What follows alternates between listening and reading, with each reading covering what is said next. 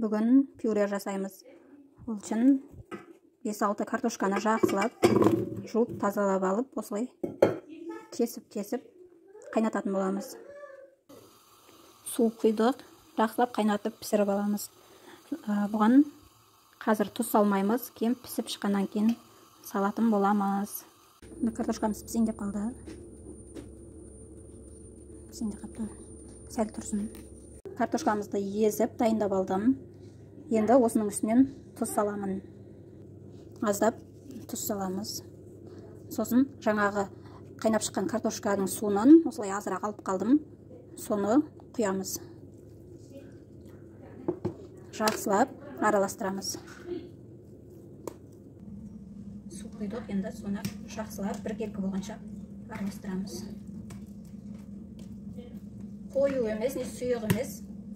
Сондай болып шығу керек, бір текіс болып.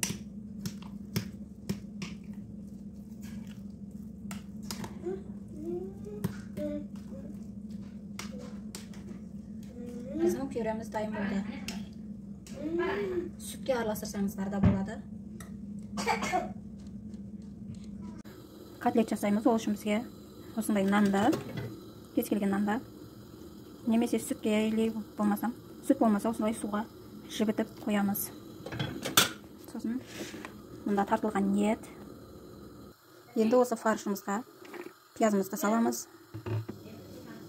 Жаңағы жібітілген нанымызды суынан сырғытып саламыз.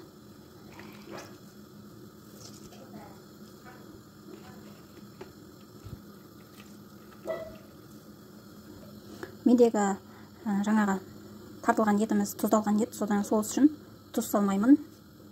Ал сіздерде магазиннің фаршы болса, шамасына қарай бір шай қасықпен салсаңыздар болады. Сосын аздап бұрыш қосамыз. Жақсылап араластырамыз. Фаршымыз жақсылап бірігуі үшін солай бұрғылаймыз.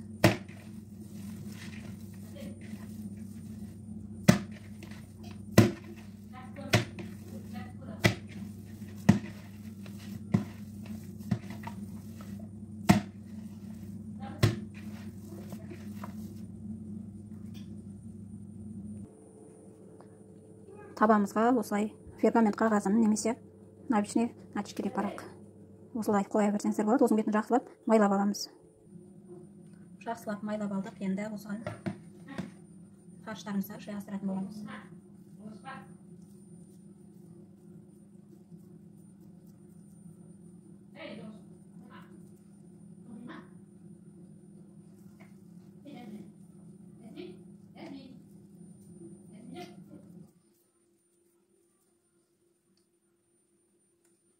Барлығын осылай жасап шығамыз.